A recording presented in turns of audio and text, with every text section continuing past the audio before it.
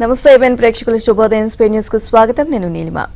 మళ్లీ తరుముకొస్తున్న వాయుగుండం, బ్యారేజ్ గేట్లు ధ్వంసం, కేసులో కుట్ర కోణంపై దర్యాప్తు, జగన్ బురద రాజకీయాలపై చంద్రబాబు ఫైర్, మరోసారి వణికిన ఖమ్మం, కొనసాగుతున్న హైడ్రా కూల్చివేతలు. ఇక జర్నలిస్టులకు కొత్త పాలసీ ఏర్పాటు చేస్తామన్న రేవంత్, భారత్ ను వణికిస్తున్న మంకీ ఫాక్స్. ఇలాంటి వార్తల సమాహారం స్పే న్యూస్ లో ఇప్పుడు చూద్దాం.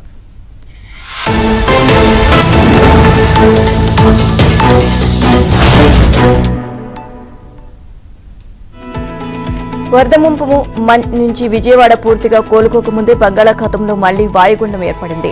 దీని ప్రభావంతో 2 రోజులుగా కోస్తాలో అనేక ప్రాంతాల్లో ముసురు పట్టి ఎడతెరిపి లేకుండా వర్షాలు పడుతుండగా రానున్న 48 గంటల పాటు ఉత్తర కోస్తాలో అత్యంత భారీ వర్షాలు, దక్షిణ కోస్తాలో భారీ వర్షాలు కురుస్తాయని భారత వాతావరణ శాఖ వెల్లడించింది. రాయలసీమలోనూ మోస్తరు వర్షాలు పడే అవకాశం ఉందని తెలియజేసింది. శ్రీకాకుళం, విజయనగరం, మన్యం జిల్లాలకు రెడ్ అలర్ట్, అల్లూరి, అనకాపల్లి జిల్లాలకు ఆరెంజ్ అలర్ట్ ప్రకటించింది. ఏపీ, ఒడిశా తీరంలో కేంద్రీకృతమైన వాయుగుండం తీవ్ర రూపం దాల్చినుండటంతో కోస్తాంధ్ర జిల్లాలో కలకలం రేపుతోంది. గత 5 ఏళ్లుగా రాష్ట్రంలో వాగులు, వంకలు, కాలువలు, చెరువులు పూడికి తీయడం కానీ కనీస మరమ్మతులు కానీ చేయలేదు. ఇక పైగా గత వైసీపీ ప్రభుత్వ అండతో వాగులు, చెరువులు కూడా కబ్జాకు గురయ్యాయి. దీని ఫలితమే బుడమేరులో వరద పోటెత్తడానికి కారణం.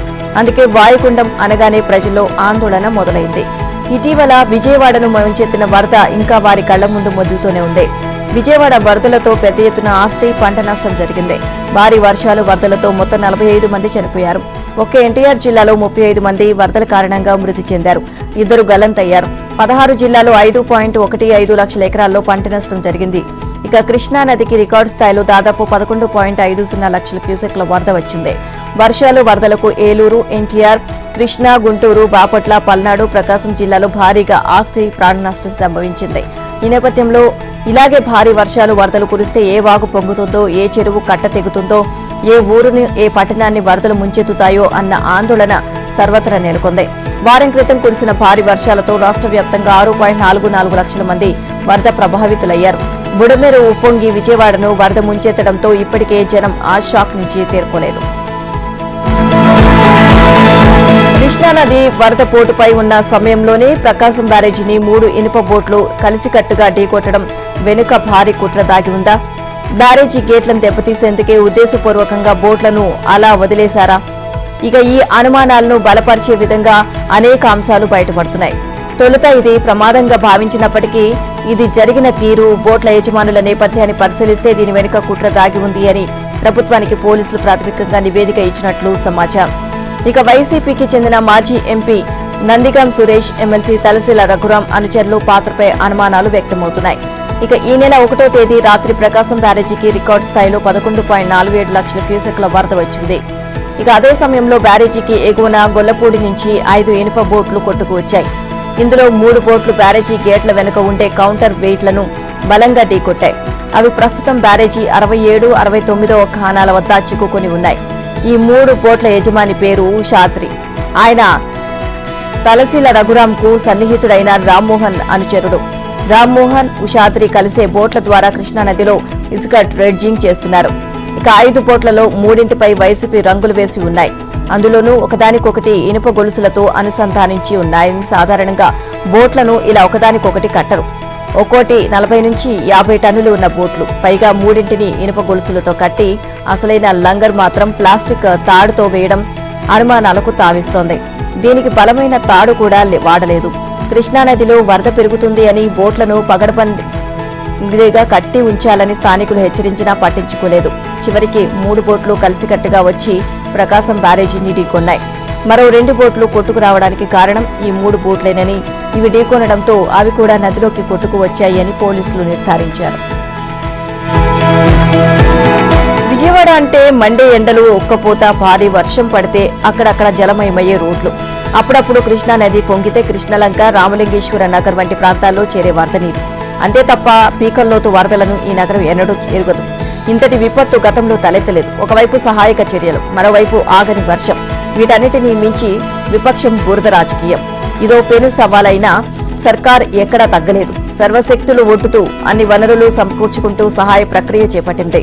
ఒకవైపు భారీ వర్షాలతో నగరంలో విరిగిపడిన కొండ చర్యలు, మరోవైపు ప్రధాన రహదారులను ముంచెత్తిన నీరు. గత శనివారం విజయవాడలో ఇదే పరిస్థితి.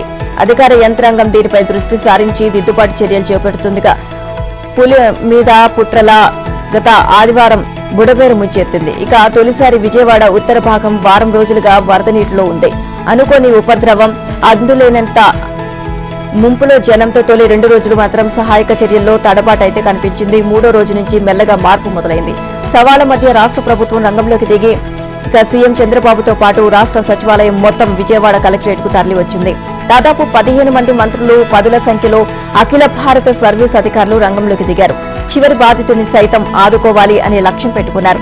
సీఎం, మంత్రులు, అధికారులు మొదట 72 గంటలు కంటి మీద కునుకు లేకుండా వరద ప్రభావిత ప్రాంతాలను అంటిపెట్టుకుని పనిచేశారు.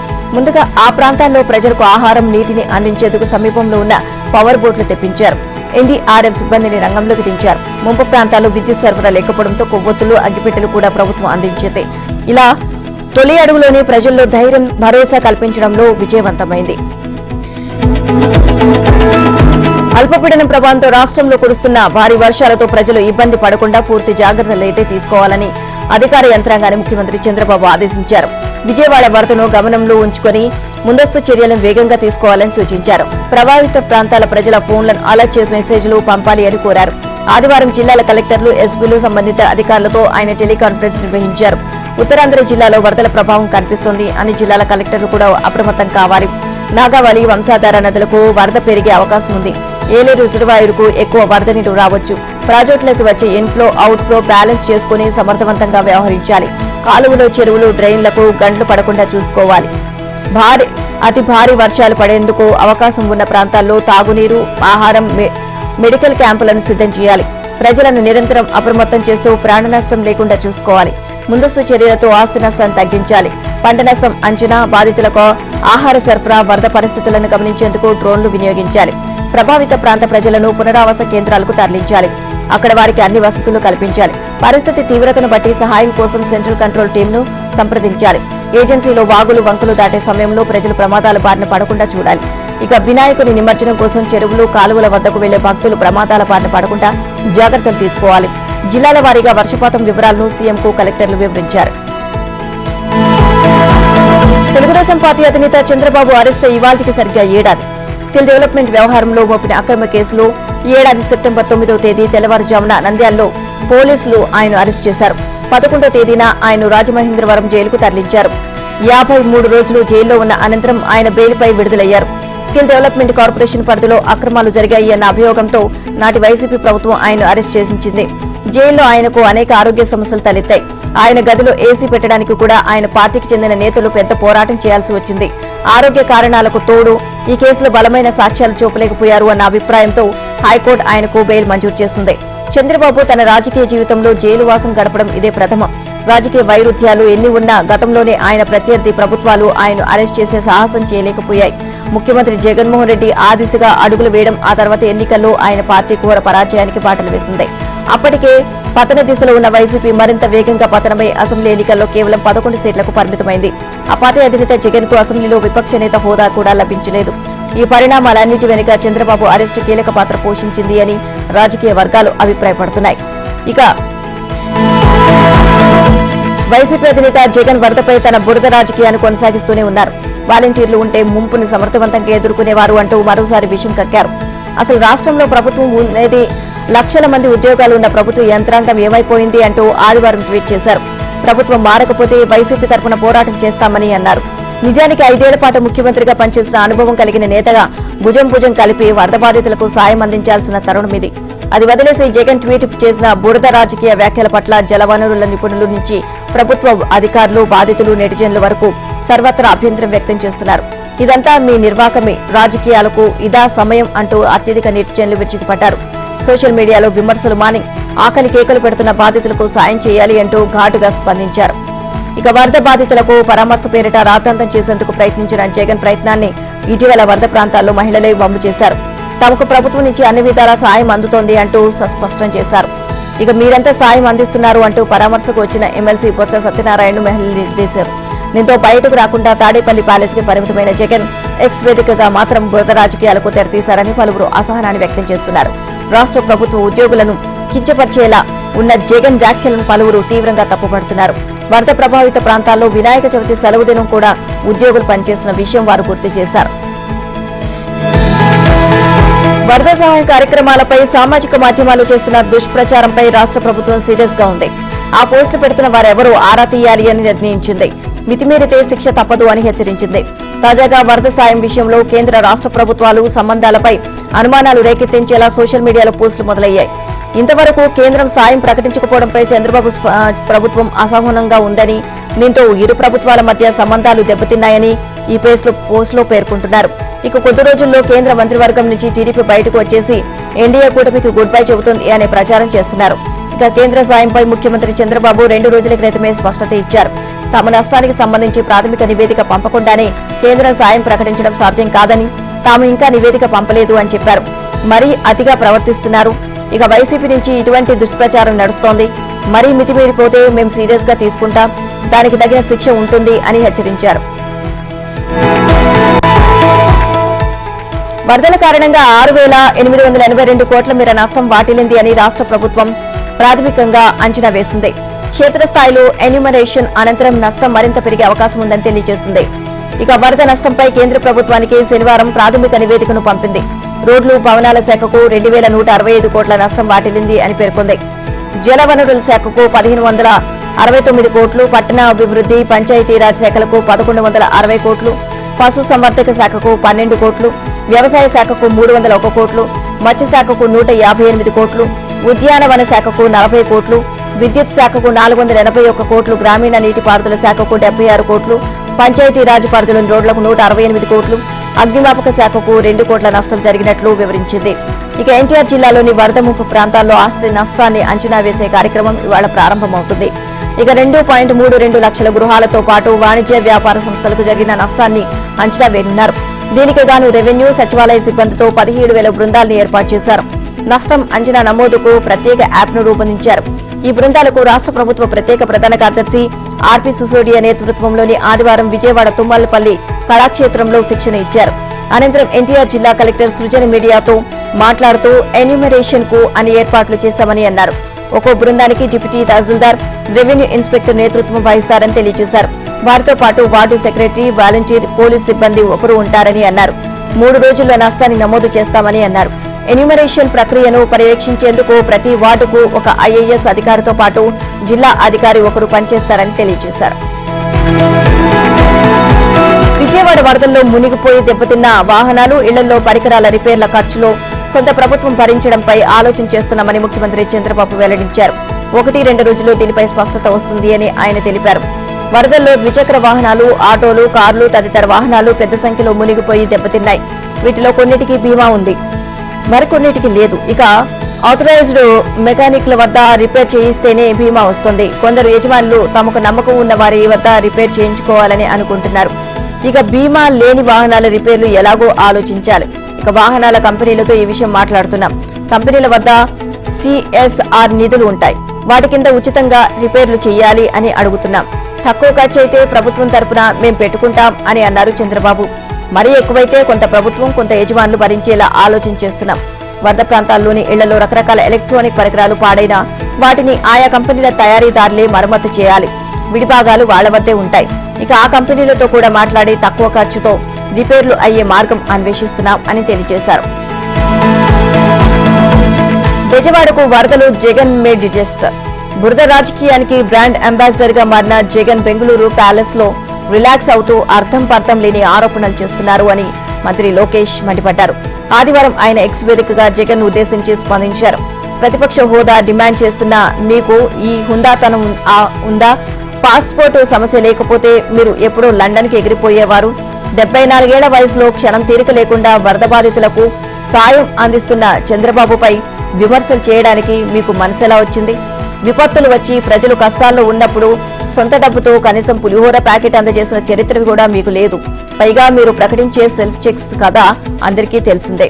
నాడు చంద్రబాబు బుడమేరు ఆధునీకరణకు 464 కోట్లు కేటాయించి పనులు ప్రారంభిస్తే మీ రివర్స్ పాలనలో పనులు నిలిపివేసి విపత్తుకు కారణమయ్యారు. బుడమేరు పొంగడానికి ప్రధాన కారణమయ్యారు.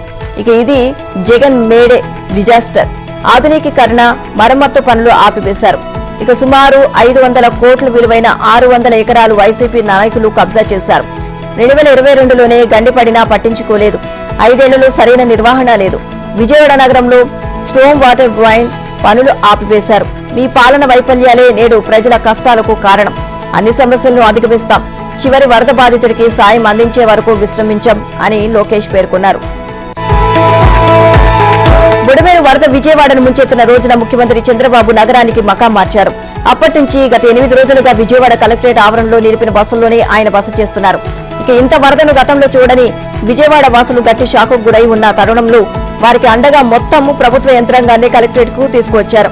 వరద బాధితులు సహాయార్థం ఏకంగా సీఎంఓఏ ఆయన వెంట తరలి వచ్చింది. ఇక విజయవాడ కలెక్టరేట్ లోని బస్సులోనే ఆయన స్నానపాదులు, నిద్ర, అధికారులతో సమీక్షలు, అక్కడి నుంచే వరద ప్రాంతాలకు చంద్రబాబు పర్యటన, సహాయక చర్యలపై నిరంతర పర్యవేక్షణ. నిజానికి బస్సు వంటి ఇరుకు ప్రదేశంలో రోజుల తరబడి ఉండడం ఇబ్బందికరమైన ఆయన సర్దుకొని అంతే ఉంటున్నారు.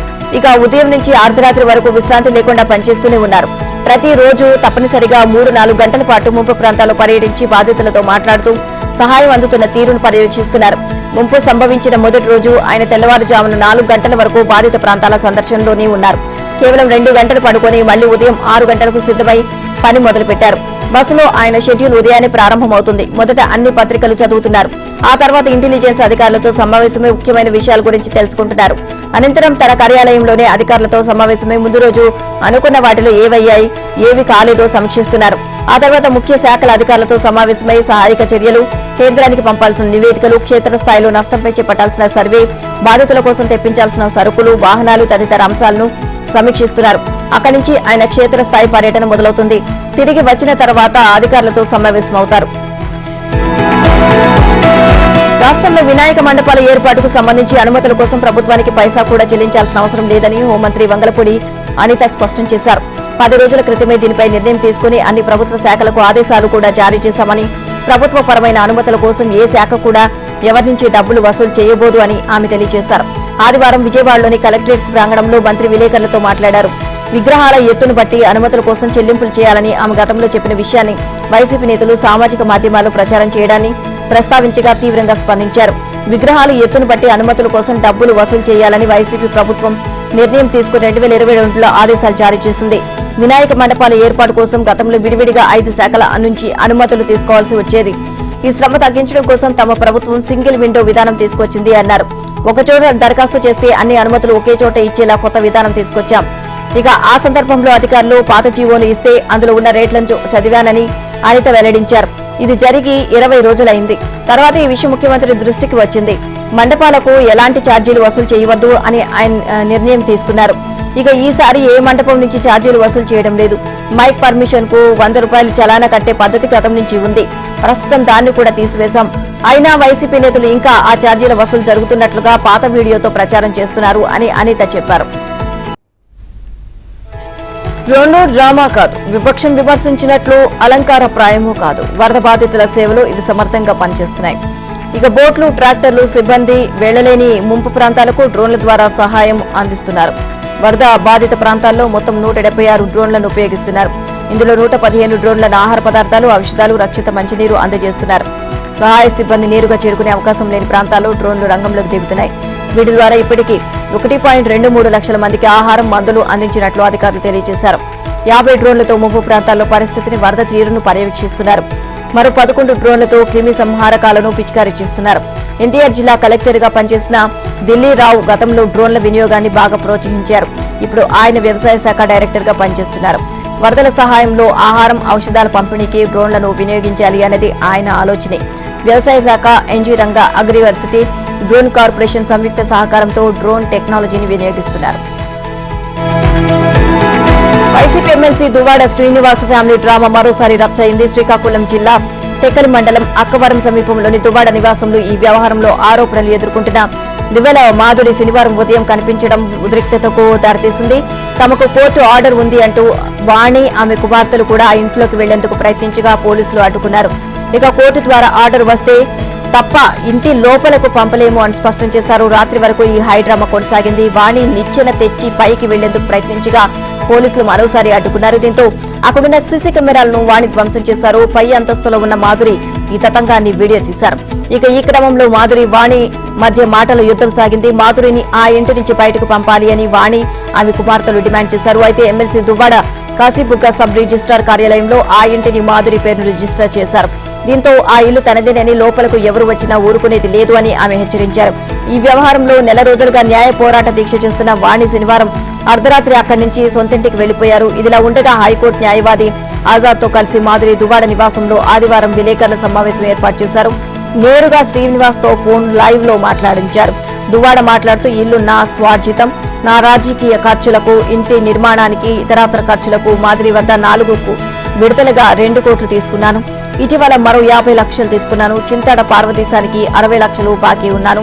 అందుకే ఇల్లు మాధురికి అమ్మేసి ఆమె పేరును రిజిస్టర్ చేశాను అని వెల్లడించారు. ఉమ్మడి ఖమ్మం జిల్లాను వరుణ్ మరోసారి వణికించాడు. గత వారం నాటి అనుభవం ఇంకా కళ్ల ముందు కదలాడుతుండగానే కంగారు పట్టించాడు.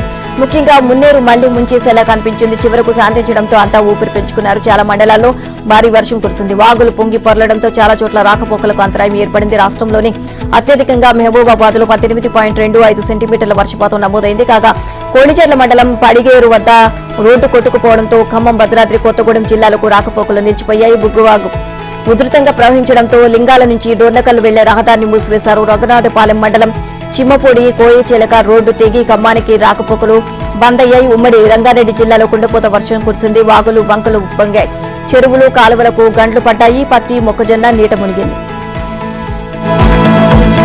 హైదరాబాద్ లో చెరువుల పరిరక్షణే లక్ష్యంగా ఏర్పాటైన హైడ్రా మరోసారి దూకుడు ప్రదర్శించింది. చెరువు FTL బఫర్ జోన్లు అక్రమంగా నిర్మించిన కోట్ల విలువైన విల్లాలను నేలమట్టం చేసింది. దుండిగల్ మున్సిపాలిటీలో మల్లంపేట గ్రామ పరిధిలోని కత్వ చెరువులో శ్రీ లక్ష్మీ కన్స్ట్రక్షన్ సంస్థ నిర్మించిన 13 విల్లాలను హైడ్రా అధికారులు ఆదివారం కూల్చివేశారు. నిర్మాణ సంస్థ ఈ విల్లాను ఒక్కోదాన్ని 101.50 కోట్లకు విక్రయించింది. ఈ సంస్థ నిర్మించిన విల్లాల్లో 18 విల్లాలు కత్వ చెరువు FTL బఫర్ జోన్ లో ఉండగా 5 ప్రస్తుతం కుటుంబాలు నివాసం ఉండడంతో వాటిని కూల్చివేతను వాయిదా వేశారు. ఆదివారం ఈ 13 విల్లాలతో పాటు మాదాపూర్లోని సున్నం చెరువు, అమీన్పూర్ చెరువుల్లో ఆక్రమణలు, నిర్మాణ దశలో ఉన్న అనుమతి లేని భవనాలను కూల్చివేశారు. ఎప్పటిలాగానే తెల్లవారుజామున 5 గంటలకు భారీ పోలీస్ బందోబస్తు నడుమ ఆయా ప్రాంతాలకు చేరుకున్న హైడ్రా బృందాలు ఆపరేషన్ డిమాలిషన్ కు శ్రీకారం చుట్టారు. ఇక అమీన్పూర్ చెరువులో వైసీపీ నేత, ఏపీలోని పాణ్యం నియోజకవర్గ మాజీ ఎమ్మెల్యే కటసాని రామ్ గోపాల్ రెడ్డికి చెందిన ఫామ్ హౌస్ ప్రహరీ గోడలు, షెడ్లను కూల్చివేశారు. కత్వ చెరువు ఆక్రమణపై శ్రీ లక్ష్మీ కన్స్ట్రక్షన్స్ యజమాని విజయలక్ష్మి, అమీన్పూర్ కబ్జాపై రామ్ భూపాల్ రెడ్డి, సున్నం చెరువు ఆక్రమణలకు సంబంధించి భూపాల్ పై స్థానిక పోలీస్ స్టేషన్లో క్రిమినల్ కేసులు నమోదయ్యాయని హైడ్రా కమిషనర్ రంగనాథ్ తెలియజేశారు. జర్నలిస్టుల సమస్యల పరిష్కారానికి తమ ప్రభుత్వం కట్టుబడి ఉంది అని సీఎం రేవంత్ చెప్పారు. అక్రిడియేషన్, ఆరోగ్య భద్రతా కార్డులు జారీ విషయంలో శాశ్వత పరిష్కారం దిశగా చర్యలు తీసుకుంటామని అన్నారు. చిన్న, మధ్య, పెద్ద తరహా పత్రికలను గుర్తించి కేంద్రం, ఈసీ మార్గదర్శకాలు, రాజకీయ పార్టీల సొంత జర్నలిజం లాంటి అంశాలన్నింటినీ క్రోడీకరించి కొత్త విధి విధానాలు రూపొందించాలని మీడియా అకాడమీకి సూచించారు. వాటిపై చర్చించి మంత్రివర్గంలో అందజేస్తాము అని, చట్టబద్దత కల్పిస్తామని చెప్పారు. ఇక ఆ బాధ్యత తనదే అని సీఎం స్పష్టం చేశారు. ఒక వ్యవస్థను పకడ్బందీగా ఏర్పాటు చేస్తే అన్ని దాని ప్రకారమే నడుస్తాయని చెప్పారు. ప్రస్తుతం రాష్ట్రంలో ప్రభుత్వ వ్యవస్థలు, శాఖలు కోల్పోయే స్థితికి వచ్చాయని, వాటిని బలోపేతం చేసి ముందుకు తీసుకువెళ్లడానికి సుదీర్ఘ సమీక్షలు చేస్తూ విధి విధానాలను ఖరారు చేస్తున్నామని తెలియజేశారు. కాంగ్రెస్ పార్టీ అంటేనే సామాజిక న్యాయం, సమానత్వం అని టీపీసీసీ కార్యనిర్వాహక అధ్యక్షుడు జగ్గారెడ్డి అన్నారు. పార్టీలోని 3 కీలక పదవులను అధిష్టానం 3 ప్రధాన సామాజిక వర్గాలకు ఇచ్చింది అని చెప్పారు. సీఎం రేవంత్ రెడ్డి సామాజిక వర్గం కాగా deputy CM Bhatti Vikramarka SC వర్గానికి చెందిన వారని పేర్కొన్నారు. ఇక తాజాగా టీపీసీసీ అధ్యక్షుడిగా నియామకమైన మహేష్ కుమార్ గౌడ్ బీసీ సామాజిక వర్గానికి చెందినవారు అన్నారు. కాంగ్రెస్ లో కష్టపడిన వారికి అవకాశాలు ఉంటాయని, టీపీసీసీ చీఫ్ గా మహేష్ కుమార్ గౌడ్ నియామకం దీనికి నిదర్శనమని చెప్పారు. గడిచిన 10 ఏళ్లలో ఏ ఒక్క పథకాన్ని సక్రమంగా అమలు చేయని పెద్దలు కాంగ్రెస్ ప్రభుత్వం ఏర్పడి 10 నెలలైనా గడవక ముందే మైకుల ముందుకొచ్చి గొంతు చిచ్చుకుంటున్నారని వ్యవసాయ శాఖ మంత్రి తుమ్మల నాగేశ్వరరావు బీఆర్ఎస్ నేతలపై మండిపడ్డారు. వారు రుణమాఫీపై విష ప్రచారంతో రైతులను ఆందోళనకు గురి చేయాలని చూస్తున్నారు అనే ఆగ్రహాన్ని వ్యక్తం చేశారు. సీఎం, డిప్యూటీ సీఎంతో పాటు మంత్రులందరిది ఒకటే మాట అని, రుణమాఫీ, రైతు భరోసాపై స్పష్టమైన విధానంతో ముందుకు వెళ్తామని ఒక ప్రకటనలో స్పష్టం చేశారు.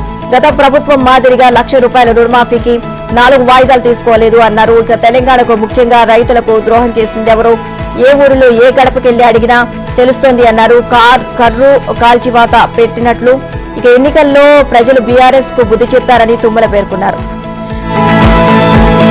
రుణమాఫీ ఆంక్షలతో కుటుంబ బంధాల్లో సీఎం రేవంత్ రెడ్డి చిచ్చుపెట్టారని తండ్రి కొడుకులు అన్నదమ్ముల మధ్య గొడవలు పెట్టి బంధాలను విచ్ఛిన్నం చేసి దరిద్రపు గొట్టు ప్రభుత్వం ఇది అని మాజీ మంత్రి హరీష్ రావు ఆరోపించారు. ఇక 9 నెలల కాంగ్రెస్ పాలన రైతుల పాలిట యమపాసంగా మారింది అన్నారు. మేడ్చల్లో వ్యవసాయ శాఖ కార్యాలయం ముందు లేఖ రాసి మరి సురేందర్ రెడ్డి ఆత్మహత్య చేసుకున్నారని ఆవేదన వ్యక్తం చేస్తూ ఇది ప్రభుత్వ హత్యనని విమర్శించారు. కుటుంబంలో ఒక్కరికే రుణమాఫీ వర్తింపచేయాలి అన్న నిబంధన వల్లే ఈ ఘటన చోటు చేసుకుంది అని ఆరోపించారు. సిద్దిపేట నియోజకవర్గం జకాపూర్లోని గురజాల బాలరెడ్డి కుటుంబంలో ముగ్గురికి 6 లక్షల అప్పు ఉంటే కేవలం 2 లక్షలే మాఫీ అవుతోంది అని తెలియజేశారు. ఇది మోసం కాదా? కేసీఆర్ హయాంలో ఇలాంటి నిబంధనలు ఏమైనా ఉన్నాయా? ప్రభుత్వ లెక్కల ప్రకారం తెలంగాణలో విపత్తుల నిర్వహణకు 1300 కోట్ల నిధులు అందుబాటులో ఉండాలని, కానీ వీటిలో కొంత మొత్తాన్ని గత బీఆర్ఎస్ ప్రభుత్వం వ్యవసాయం చేసినప్పటికీ కేంద్రానికి యూటిలైజేషన్ సర్టిఫికేట్ పంపలేదని కేంద్ర బొగ్గు గనుల శాఖ మంత్రి కిషన్ రెడ్డి తెలియజేశారు. దీనివల్ల కేంద్రం నుంచి రాష్ట్రానికి రావాల్సిన 200 కోట్లు నిలిచిపోయాయి అన్నారు.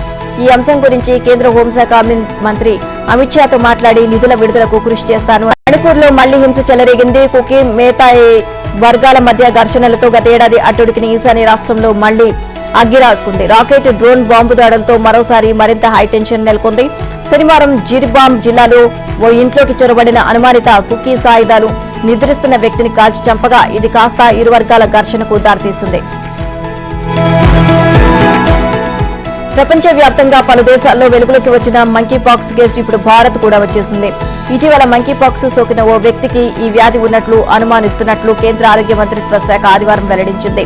ఇటీవల గత కొన్ని రోజులుగా ప్రపంచవ్యాప్తంగా పలు దేశాల్లో వెలుగులోకి వచ్చిన మంకీపాక్స్ కేసు ఇప్పుడు భారత్ కూడా వచ్చేసింది. ఇటీవల మంకీపాక్స్ సోకిన ఒక వ్యక్తికి ఈ వ్యాధి ఉన్నట్లు అనుమానిస్తున్నట్లు కేంద్ర ఆరోగ్య శాఖ మంత్రిత్వ శాఖ వెల్లడించింది.